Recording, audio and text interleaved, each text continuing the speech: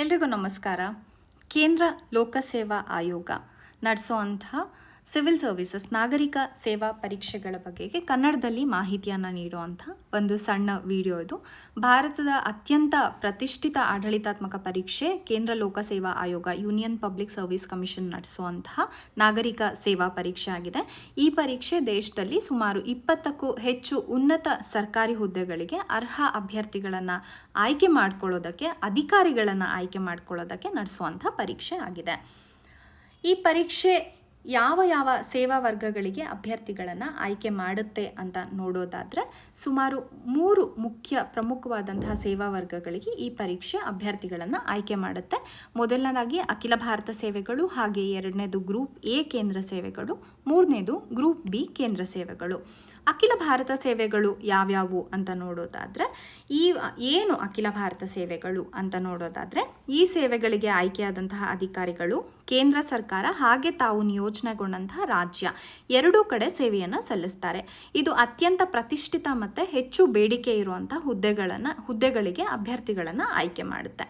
ಮೊದಲನೇದಾಗಿ IAS ಭಾರತೀಯ ಆಡಳಿತ ಸೇವೆ, IPS ಭಾರತೀಯ ಪೊಲೀಸ್ ಸೇವೆ. ಅಖಿಲ ಭಾರತ ಸೇವೆಗಳು ಎಷ್ಟು ಪ್ರಸಿದ್ಧಿಯನ್ನು ಪಡೆದಿದ್ದಾವೆ ಅಂದರೆ ಸಾಮಾನ್ಯವಾಗಿ UPSC ಸಿವಿಲ್ ಸರ್ವಿಸಸ್ ಅಂತ ಹೇಳಿದ್ರೆ ನಾಗರಿಕ ಸೇವಾ ಪರೀಕ್ಷೆಗಳು ಅನ್ನೋಂಥ ಯೋಚನೆ ಬಂದರೆ ಸಾಕು, IAS ಮತ್ತು IPS ಇವುಗಳೇ ನಮ್ಮ ಕಣ್ಮುಂದೆ ಬರುವಂತಹ, ನಮ್ಮ ಆಲೋಚನೆಗೆ ದಕ್ಕುವಂತಹ ಒಂದು ಸೇವೆಗಳಾಗಿದ್ದಾವೆ.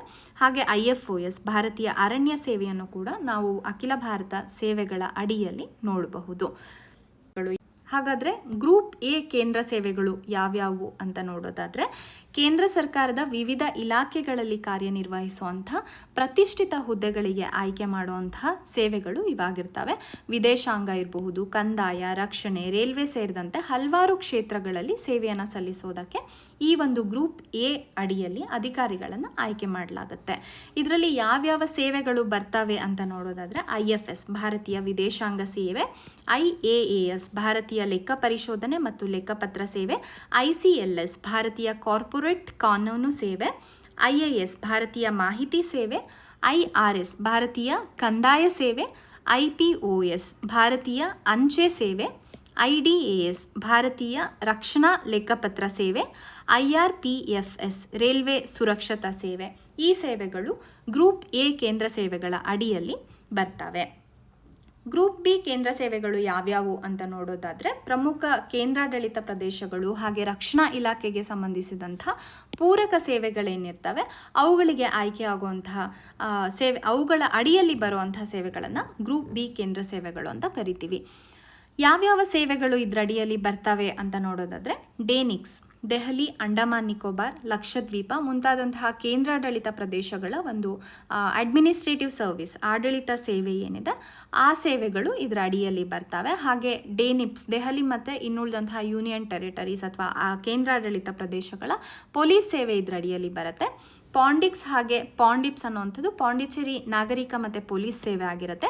AFHQCS ಅಂದರೆ ಸಶಸ್ತ್ರ ಪಡೆಗಳ ಪ್ರಧಾನ ಕಚೇರಿಯ ನಾಗರಿಕ ಸೇವೆ ಈ ಒಂದು ಸೇವೆಗಳ ಅಡಿಯಲ್ಲಿ ಬರುತ್ತೆ. ಹಾಗಾದರೆ ಈ ಪರೀಕ್ಷಾ ರಚನೆ ಹೇಗಿದೆ, ಪರೀಕ್ಷೆ ಯಾವ್ಯಾವ ಹಂತಗಳಲ್ಲಿ ನಡೆಯುತ್ತೆ ಅಂತ ನೋಡೋದಾದರೆ ಪರೀಕ್ಷಾ ರಚನೆ 3 ಹಂತಗಳಲ್ಲಿ ನಡೆಯುತ್ತೆ. ಪ್ರತಿ ಹಂತವನ್ನು ಯಶಸ್ವಿಯಾಗಿ ಪೂರ್ಣಗೊಳಿಸಿದ್ರೆ ಮಾತ್ರ ಮುಂದಿನ ಹಂತದ ಪರೀಕ್ಷೆಯನ್ನು ಬರೆಯೋದಕ್ಕೆ ಅರ್ಹತೆ ಸಿಗುತ್ತೆ. ಮೊದಲ ಹಂತ ಕೇವಲ ಅರ್ಹತಾ ಪರೀಕ್ಷೆ ಆಗಿದ್ದು ಅಂತಿಮ ರ್ಯಾಂಕ್ ನಿರ್ಧಾರದಲ್ಲಿ ಮುಖ್ಯ ಪರೀಕ್ಷೆ ಮತ್ತು ಸಂದರ್ಶನ ಇವುಗಳ ಅಂಕಗಳನ್ನು ಪರಿಗಣಿಸಲಾಗತ್ತೆ. ಮೊದಲ ಹಂತದ ಒಂದು ಪೂರ್ವಭಾವಿ ಪರೀಕ್ಷೆಯ ಅಂಕಗಳೇನಿದೆ ಅವುಗಳನ್ನು ಪರಿಗಣಿಸಲಾಗೋದಿಲ್ಲ. ಅಂತಿಮವಾಗಿ 2025 ಅಂಕಗಳಿಗೆ ಪಡೆದಿರುವಂತಹ ಒಟ್ಟು ಅಂಕಗಳ ಆಧಾರದ ಮೇಲೆ ಸೇವೆಗಳನ್ನು ಹಂಚಲಾಗುತ್ತೆ. ಹಾಗಾದರೆ ಪರೀಕ್ಷೆ ಯಾವ್ಯಾವ ಹಂತಗಳಲ್ಲಿ ನಡೆಯುತ್ತೆ, ಆ ಹಂತಗಳು ಹೇಗಿರ್ತವೆ ಅಂತ ನಾವು ವಿವರವಾಗಿ ನೋಡೋದಾದರೆ ಮೊದಲನೇದನ್ನು ನಾವು ಪೂರ್ವಭಾವಿ ಪರೀಕ್ಷೆ ಅಥವಾ ಪ್ರಿಲಿಮಿನರಿ ಎಕ್ಸಾಮಿನೇಷನ್ ಅಂತ ಕರಿತೀವಿ. UPSC ನಾಗರಿಕ ಸೇವಾ ಪರೀಕ್ಷೆಯ ಮೊದಲ ಹಂತ ಪೂರ್ವಭಾವಿ ಪರೀಕ್ಷೆ ಆಗಿದೆ. ಮುಖ್ಯ ಪರೀಕ್ಷೆಗೆ ಅಭ್ಯರ್ಥಿಗಳನ್ನು ಆಯ್ಕೆ ಮಾಡೋದಕ್ಕೆ ಇದನ್ನು ವಿನ್ಯಾಸಗೊಳಿಸಲಾಗಿದೆ. ಇದು 2 ವಸ್ತುನಿಷ್ಠ ಮಾದರಿಯ ಪತ್ರಿಕೆಗಳನ್ನು ಒಳಗೊಂಡಿರುತ್ತೆ.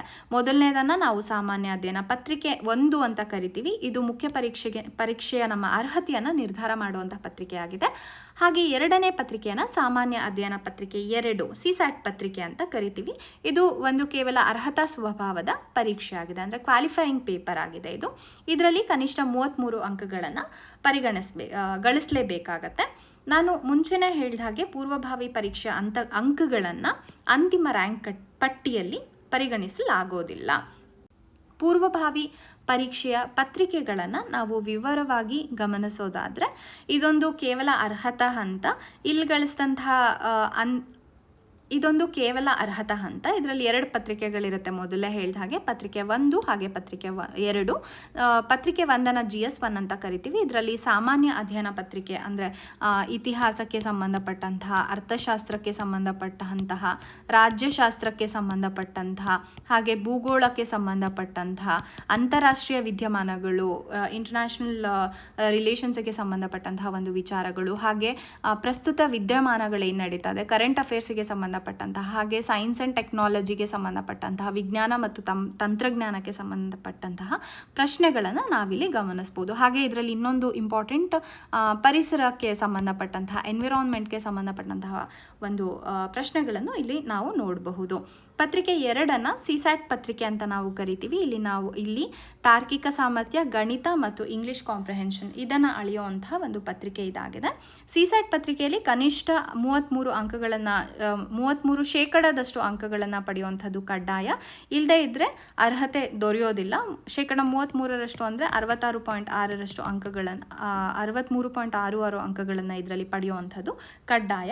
ಈಗ ಉದಾಹರಣೆಯನ್ನು ನೀಡೋದಾದರೆ, ಈಗ ಕಟ್ ಆಫ್ ಒಂದು 100 ಇದೆ ಅಂತ ಅಂದ್ಕೊಂಡ್ರೆ, GS1ನಲ್ಲಿ ಒಬ್ಬ ಅಭ್ಯರ್ಥಿ 110 ಅಂಕಗಳನ್ನು GS1ನಲ್ಲಿ ತೊಗೊಂಡಿರ್ತಾರೆ. ಆದರೆ ಅವರು CSATಲ್ಲಿ 65 ಅಂಕಗಳನ್ನು ಅಥವಾ 66.20 ಅಂಕಗಳನ್ನು ತೊಗೊಂಡ್ರೆ ಅವರು ಮುಖ್ಯ ಪರೀಕ್ಷೆಗೆ ಅರ್ಹರಾಗೋದಿಲ್ಲ. ಹಾಗಾದರೆ ಪೂರ್ವಭಾವಿ ಪರೀಕ್ಷೆ ನಂತರ ಏನಾಗುತ್ತೆ ಅಂದರೆ, ಮುಖ್ಯ ಪರೀಕ್ಷೆಯನ್ನು ನಡೆಸಲಾಗುತ್ತೆ. ಪೂರ್ವಭಾವಿ ಪರೀಕ್ಷೆಯಲ್ಲಿ ಅರ್ಹತೆಯನ್ನು ಪಡೆದಂತಹ ಅಭ್ಯರ್ಥಿಗಳಿಗೆ ಮುಂದಿನ ಹಂತವಾಗಿ ಮುಖ್ಯ ಪರೀಕ್ಷೆ ನಡೆಯುತ್ತೆ. ಇದು ವಿವರಣಾತ್ಮಕ ಸ್ವಭಾವದ ಪರೀಕ್ಷೆ, ಅಂದರೆ ಡಿಸ್ಕ್ರಿಪ್ಟಿವ್ ಆಗಿರುವಂತಹ ಆನ್ಸರನ್ನು ಇಲ್ಲಿ ಬರೀಬೇಕಾಗತ್ತೆ. ಒಬ್ಬ ಅಭ್ಯರ್ಥಿಯ ವಿಷಯ ಜ್ಞಾನ, ವಿಶ್ಲೇಷಣಾತ್ಮಕ ಚಿಂತನೆ, ಸ್ಪಷ್ಟವಾದಂತಹ ಒಂದು ಬರವಣಿಗೆಯ ಸಾಮರ್ಥ್ಯ, ಹಾಗೆ ಸಮಯ ನಿರ್ವಹಣೆಯನ್ನು ಆಳವಾಗಿ ಇಲ್ಲಿ ಮೌಲ್ಯಮಾಪನ ಮಾಡಲಾಗುತ್ತೆ. ಈ ಹಂತ ಒಂದು ರೀತಿ ಅಂತಿಮ ಆಯ್ಕೆಯಲ್ಲಿ ಅತ್ಯಂತ ಮಹತ್ವದ ಪಾತ್ರವನ್ನು ವಹಿಸುವಂಥ ಹಂತ ಆಗಿದೆ. ಯಾಕೆ ಅಂದರೆ 2 ಕಾರಣಗಳಿಗಾಗಿ. ಮೊದಲನೇದಾಗಿ ಸಂದರ್ಶನಕ್ಕೆ ಒಂದು ದಾರಿಯನ್ನು ಮಾಡಿಕೊಡುವಂಥದ್ದು ಈ ಒಂದು ಹಂತವೇ. ಹಾಗೆ ಅಂತಿಮ ರ್ಯಾಂಕ್ ಪಟ್ಟಿಯಲ್ಲಿ ನಮ್ಮ ರ್ಯಾಂಕನ್ನು ನಿರ್ಧಾರ ಮಾಡೋದಕ್ಕೆ ಸಹಾಯ ಮಾಡುವಂಥದ್ದು ಕೂಡ ಈ ಹಂತವೇ ಆಗಿರುತ್ತೆ. ಸಾಮಾನ್ಯ ಅಧ್ಯಯನ ಪತ್ರಿಕೆಗಳು, ಪ್ರಬಂಧ ಪತ್ರಿಕೆ, ಹಾಗೆ ಐಚ್ಛಿಕ ವಿಷಯಕ್ಕೆ ಸಂಬಂಧಿಸಿದಂತಹ ಪತ್ರಿಕೆಗಳ ಮೂಲಕ ವಿವಿಧ ಆಯಾಮಗಳಲ್ಲಿ ಒಬ್ಬ ಆಸ್ಪಿರೆಂಟಿನ ಸಾಮರ್ಥ್ಯವನ್ನು ಇಲ್ಲಿ ಪರೀಕ್ಷೆ ಮಾಡಲಾಗತ್ತೆ. ಆದ್ದರಿಂದ ಆಳವಾಗಿರುವಂತಹ ಒಂದು ಅರ್ಥಗ್ರಹಣ, ನಿರಂತರವಾಗಿರುವಂತಹ ಒಂದು ಕನ್ಸಿಸ್ಟೆಂಟ್ ಆಗಿರುವಂತಹ ಅಭ್ಯಾಸ, ಹಾಗೆ ನಿಖರವಾದ ಉತ್ತರ ಲೇಖನದ ಶೈಲಿ ಇಲ್ಲಿ ಬಹಳ ಮುಖ್ಯವಾಗಿರುತ್ತೆ. ಹಾಗಾದರೆ ಮುಖ್ಯ ಪರೀಕ್ಷೆಯಲ್ಲಿ ಯಾವ್ಯಾವ ಪತ್ರಿಕೆಗಳಿರುತ್ತೆ ಅಂತ ನೋಡೋದಾದರೆ, ಮುಖ್ಯ ಪರೀಕ್ಷೆಯಲ್ಲಿ 2 ಅರ್ಹತಾ ಪತ್ರಿಕೆಗಳಿರುತ್ತೆ. ಒಟ್ಟು 9 ಪತ್ರಿಕೆಗಳಿರುತ್ತೆ. ಅದರಲ್ಲಿ 2 ಅರ್ಹತಾ ಪತ್ರಿಕೆಗಳಿರುತ್ತೆ. ಇನ್ನುಳಿದಂಥವು 7 ವಿಷಯ ಪತ್ರಿಕೆಗಳಿರುತ್ತೆ. ಪೂರ್ವಭಾವಿ ಪರೀಕ್ಷೆಯಲ್ಲಿ ತೇರ್ಗಡೆಯಾದಂತಹ ವಿದ್ಯಾರ್ಥಿಗಳು ಮುಖ್ಯ ಪರೀಕ್ಷೆ ಬರೆಯುವಾಗ ಅರ್ಹ ಪತ್ರಿಕೆಗಳಲ್ಲಿ ತಲಾ 300 ಅಂಕಗಳೇನಿರುತ್ತೆ ಆ ಪತ್ರಿಕೆಗಳಲ್ಲಿ ಅರ್ಹತೆಯನ್ನು ಪಡೆಯುವಂಥದ್ದು ಕಡ್ಡಾಯ ಆಗಿರುತ್ತೆ. ಈ ಪತ್ರಿಕೆಗಳ ಅಂಕಗಳು ಅಂತಿಮ ರ್ಯಾಂಕ್ ಪಟ್ಟಿಗೆ ಸೇರಿಸಲ್ಪಡೋದಿಲ್ಲ, ಆದರೂ ಸಹ ಅರ್ಹತೆಯನ್ನು ಪಡೆಯೋದಕ್ಕೆ ಈ ಪತ್ರಿಕೆಗಳು ಬಹಳ ಮುಖ್ಯ. ಯಾವ್ಯಾವ ಪತ್ರಿಕೆಗಳು ಅಂತ ನೋಡೋದಾದರೆ, ಪತ್ರಿಕೆ ಎ ಭಾರತೀಯ ಭಾಷಾ ಪತ್ರಿಕೆ ಅಂತ ಕರಿತೀವಿ. ಸಂವಿಧಾನದ 8ನೇ ಅನುಸೂಚಿಯ ಯಾವುದಾದ್ರೂ ಒಂದು ಭಾಷೆ, ಕನ್ನಡ ಇರ್ಬೋದು, ತೆಲುಗು ಇರ್ಬೋದು, ತಮಿಳ್ ಇರ್ಬೋದು, ಯಾವುದಾದ್ರೂ ಭಾಷೆಯನ್ನು ಇಲ್ಲಿ ನಾವು ಆಯ್ಕೆ ಮಾಡ್ಕೋಬೋದು. ಹಾಗೆ ಪತ್ರಿಕೆ ಬಿ ಇಂಗ್ಲಿಷ್ ಪತ್ರಿಕೆ, ಇದು ಕಡ್ಡಾಯ ಇಂಗ್ಲಿಷ್ ಭಾಷಾ ಪತ್ರಿಕೆ ಆಗಿರುತ್ತೆ. ಇದರಲ್ಲೂ ಕೂಡ ತಲಾ 300 ಅಂಕಗಳಿಗೆ ಪರೀಕ್ಷೆಯನ್ನು ನಡೆಸಲಾಗುತ್ತೆ. ಈ 2 ಅರ್ಹತಾ ಪತ್ರಿಕೆಗಳಲ್ಲಿ ಕನಿಷ್ಠ 25% ಅಂಕಗಳನ್ನು ಪಡೆಯುವಂಥದ್ದು ಕಡ್ಡಾಯ. ಅಂದರೆ ಸುಮಾರು 75% ಅಂಕಗಳನ್ನು ಈ 2 ಪತ್ರಿಕೆಗಳಲ್ಲಿ ಪಡಿಲೇಬೇಕು. ಅಂತಿಮ ರ್ಯಾಂಕ್ ಲೆಕ್ಕಾಚಾರದಲ್ಲಿ ಇವುಗಳು ಸೇರ್ಪಡೆಗೊಳ್ಳದೇ ಇದ್ದರೂ ಕೂಡ ಮುಖ್ಯ ಪರೀಕ್ಷೆ ಇನ್ನುಳಿದ ಪತ್ರಿಕೆಗಳನ್ನು ಪರಿಗಣನೆಗೆ ತಗೋಬೇಕು ಅನ್ನೋದಾದರೆ ಈ 2 ಪತ್ರಿಕೆಗಳಲ್ಲಿ 25% ಅಂದರೆ 75 ಅಂಕಗಳನ್ನು ಪಡೆಯುವಂಥದ್ದು ಕಡ್ಡಾಯವಾಗಿರುತ್ತೆ. ಮುಖ್ಯ ಪರೀಕ್ಷೆ ಇನ್ನೂ 7 ಪತ್ರಿಕೆಗಳನ್ನು ನಾವು ಗಮನಿಸೋದಾದರೆ ಇವೆಲ್ಲವೂ ಕೂಡ ಅರ್ಹತಾ ಪತ್ರಿಕೆಗಳು. 1750 ಅಂಕಗಳಿಗೆ ಈ ಪತ್ರಿಕೆಗಳ ಒಂದು ಪರೀಕ್ಷೆಯನ್ನು ನಡೆಸಲಾಗುತ್ತೆ. ಈ ಅಂಕಗಳು ಅಂತಿಮ ರ್ಯಾಂಕ್ ನಿರ್ಧಾರದಲ್ಲಿ ಪರಿಗಣಿಸಲ್ಪಡುತ್ತವೆ. ಯಾವ್ಯಾವ ಪತ್ರಿಕೆಗಳು ಇದ್ದಾವೆ ಅಂತ ನೋಡೋದಾದರೆ, ಪತ್ರಿಕೆ 1 ಎಸ್ಸೆ ಪ್ರಬಂಧದ ಪತ್ರಿಕೆ ಆಗಿರುತ್ತೆ. ಇದು ಸುಮಾರು 250 ಅಂಕಗಳಿಗಿರುತ್ತೆ. ಪತ್ರಿಕೆ 2 ಸಾಮಾನ್ಯ ಅಧ್ಯಯನ 1 ಅಂತ ನಾವು ಇದನ್ನು ಕರಿತೀವಿ, GS 1 ಅಂತ ಕರಿತೀವಿ. ಇದು ಕೂಡ 250 ಅಂಕಗಳಿಗೆ ಇರುತ್ತೆ. ಪತ್ರಿಕೆ 3 ಸಾಮಾನ್ಯ ಅಧ್ಯಯನ 2 GS 2 ಅಂತ ಕರಿತೀವಿ. ಇದು ಸಹ 250 ಅಂಕಗಳಿಗಿರುತ್ತೆ. ಪತ್ರಿಕೆ 4 ಸಾಮಾನ್ಯ ಅಧ್ಯಯನ 3 GS 3 ಅಂತ ಕರಿತೀವಿ. ಇದು ಕೂಡ 250 ಅಂಕಗಳಿಗಿರುತ್ತೆ. ಪತ್ರಿಕೆ 5 ಸಾಮಾನ್ಯ ಅಧ್ಯಯನ 4 ಅಂತ ಇದನ್ನು ಕರಿತೀವಿ, GS 4 ಅಂತ ಕರಿತೀವಿ. ಇದು ಸಹ 250 ಅಂಕಗಳಿಗೆ ಇರುತ್ತೆ. ಇನ್ನುಳಿದಂತಹ 2 ಪತ್ರಿಕೆಗಳು ಅಂದರೆ ಪತ್ರಿಕೆ 6 ಮತ್ತು ಪತ್ರಿಕೆ 7 ಇದನ್ನು ಐಚ್ಛಿಕ ವಿಷಯಕ್ಕೆ ಸಂಬಂಧಿಸಿದಂತಹ ಪತ್ರಿಕೆಗಳು ಅಂತ ಕರಿತೀವಿ. ಐಚ್ಛಿಕ ವಿಷಯ ಪತ್ರಿಕೆ 1, ಐಚ್ಛಿಕ ವಿಷಯ ಪತ್ರಿಕೆ 2 ಆಪ್ಷನಲ್ ಪೇಪರ್ಸ್ ಅಂತ ಕರಿತೀವಿ. ಅಂದರೆ ನಮಗೆ ಇಷ್ಟವಾದಂತಹ ಪತ್ರಿಕೆಗಳನ್ನು ನಾವು ಇದರಲ್ಲಿ ಆಯ್ಕೆ ಮಾಡ್ಕೊಳ್ಬಹುದು. ಉದಾಹರಣೆಗೆ ಕನ್ನಡ ಇರಬಹುದು, ಅಥವಾ ಇತಿಹಾಸ ಇರಬಹುದು, ಅಥವಾ ಪಬ್ಲಿಕ್ ಅಡ್ಮಿನಿಸ್ಟ್ರೇಷನ್ ಇರಬಹುದು, ಹಾಗೆ ಗಣಿತಶಾಸ್ತ್ರ ಇರಬಹುದು. ಹೀಗೆ ಆ ಒಂದು UPSC ಪಟ್ಟಿಯಲ್ಲಿ ಇರುವಂತಹ ಐಚ್ಛಿಕ ವಿಷಯಗಳಲ್ಲಿ ನಮಗೆ ಬೇಕಾದಂತಹ ಒಂದು ವಿಷಯವನ್ನು ಈ 2 ಪತ್ರಿಕೆಗಳಿಗೆ ನಾವು ಆಯ್ಕೆ ಮಾಡ್ಕೋಬಹುದು. ಈ 2 ಪತ್ರಿಕೆಗಳು ಸಹ ತಲಾ 250 ಅಂಕಗಳಿಗೆ ಇರ್ತವೆ.